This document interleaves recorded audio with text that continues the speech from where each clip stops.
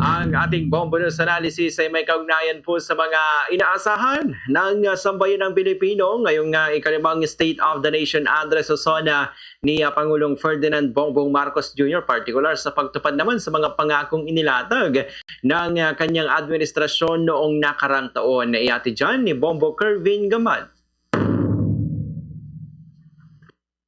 Sa nalalapit na State of the Nation Address ni Pangulong Ferdinand Bongbong Marcos Jr. mamayang hapon, isang mahalagang tanong ang inaasang nasa isipan ng bawat Pilipino. Ano na ang bunga ng mga ipinangako noong nakaraang taon?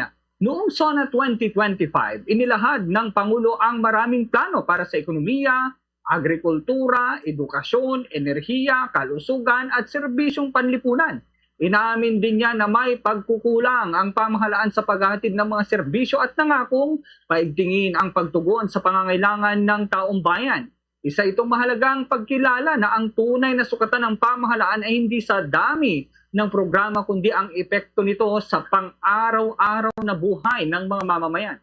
Ngayong 2026, nasa huling bahagi na ng kanyang termino ang administrasyon. Dahil dito hindi sapat ang muling pag-uulit ng mga pangako. Mas mahalaga ang malinaw na ulat kung alin sa mga ipinangako ang naisakatuparan, alin ang nahaharap sa balakid at ano ang konkretong hakbang upang makamit ang layunin bago matapos ang kanyang panunungkulan. Marami pa rin Pilipino ang naghihintay ng mas mababang presyo ng mga pangunahing bilihin, sapat na trabaho, mas maayos na serbisyong pangkalusugan, dekalidad na edukasyon at mas mabilis na serbisyo ng pamahalaan. Ang programang 20 pesos kada kilo ng bigas, pagpapalawak sa infrastruktura, dagdag na trabaho para sa mga guro, pagpapalakas ng supply ng kuryente, pagpapabuti ng serbisyong medikal ay ilan lamang sa mga pangakong inaasang bibigyan ng malinaw na update sa darating na SONA. Mahalaga ring marinig ng publiko kung paano haharapin ng pamahalaan ang mga bagong hamon na lumitaw nitong nakaraang taon. Kabilang dito ang patuloy na pagtaas ng gastos sa pamumuhay ng maraming pamilya, epekto ng kalamidad sa agrikultura, mga usapin sa seguridad at lumalalang tensyon sa West Philippine Sea. Ang mga ito ay hindi maaring isantabi sapagkat may direktang epekto sa kabuhayan, seguridad at kinabukasan ng bansa. Ang SONA ay hindi lamang taunang ulat ng Pangulo. Isa rin itong pagkakataon upang ipakita ang pananagutan ng pamahalaan sa sambayanan.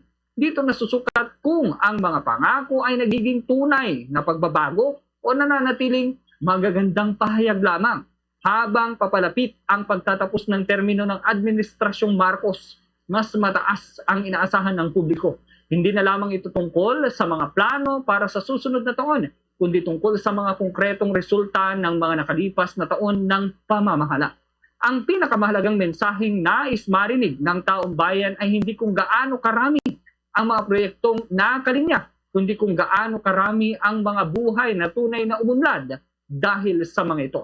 Sapagkat ang isang matagumpay na SONA ay hindi nasasukat sa haba ng talumpati, kundi sa tiwalang na ibabalik nito sa bawat Pilipino na ang kanilang pamahalaan ay tunay na nagsisilbi para sa kapakanan ng bayan. Yan ang ating Bombo News Analysis. Ako si Bombo Kervin Gamad, Basta Radyo, Bombo!